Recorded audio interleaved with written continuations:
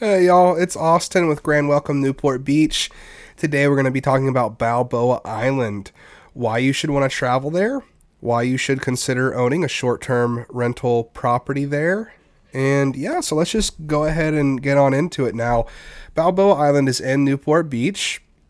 It's its own little island. You can only get there via the bridge or the ferry.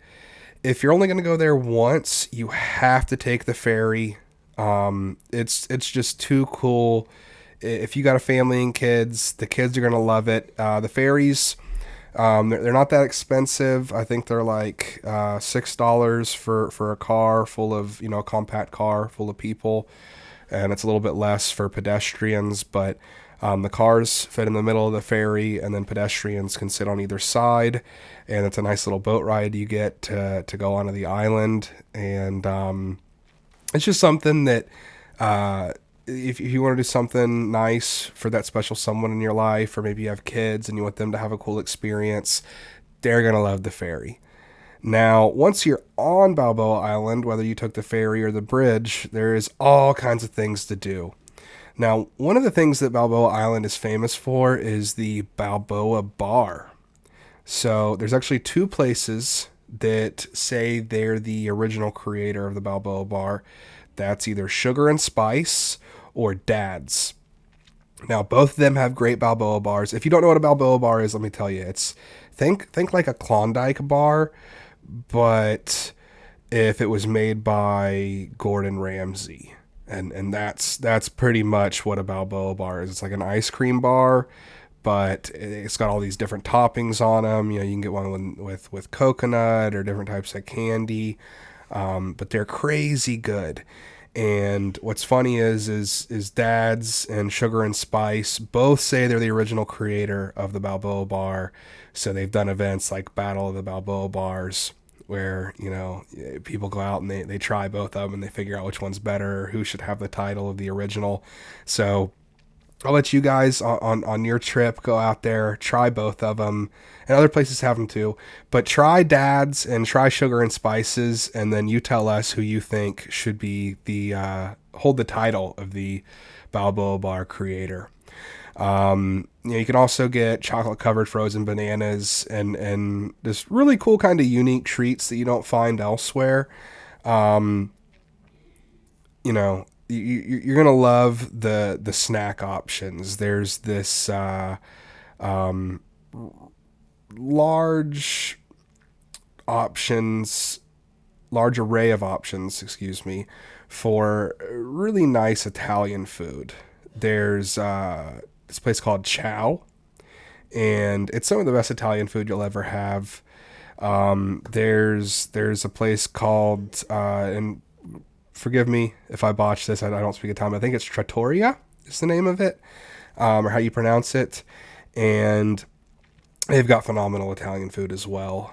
So if you're, big on pasta and pizza and Mediterranean dining, you got to go to Balboa Island and you got to try Chow or Trattoria. And there's just so many cool things to do there. Aside from your dining options, you can charter a private boat and just go sail around in the harbor and watch the sunset and have a nice drink with your special someone, have a nice romantic evening. That's something they're never going to forget. You'll really impress them with that. If you got a family, you're looking for something a little more family orientated, you can go do whale watching. And if you've never been whale watching, it is one of the most peaceful, serene, relaxing, and like in tune with nature experiences that you'll ever have. So highly recommend getting a whale watching tour from Balboa Island and sailing out and watching the whales jump and swim around. It's really cool. There's also, electric bicycle and scooter rentals, so you can rent those and you can zip around the island and not have to really physically exert yourself. Or, if you're a little more of a fitness enthused person, you can just rent a regular bicycle. The island is also just great for going on a jog. I mean, it's beautiful. You got the ocean breeze hitting you, and you'll really love doing a jog on Balboa Island. And again, if you've got family, you got to check out the Fun Zone. It's got a Ferris wheel, it's got an arcade, ice cream shops, all stuff for the kids. So if you just spend one day taking the kids on the ferry, going to Balboa Island, getting on the Balboa bar, taking them to the fun zone, it's going to be like the best day ever for them. They're going to want to go back every year. They're probably going to convince you to invest in that short-term rental property that I mentioned earlier. And yeah, you're going to love the fun zone on Balboa Island. It's just such a great place, y'all. I can't emphasize enough how well orientated it is for, the solo traveler, or the couple that's traveling for a romantic getaway, or the family. It covers all the bases. And if you're looking for the next place to add to your real estate portfolio, it's going to be Newport Beach. You're really going to love it. You're going to generate crazy revenue because there's always people traveling there.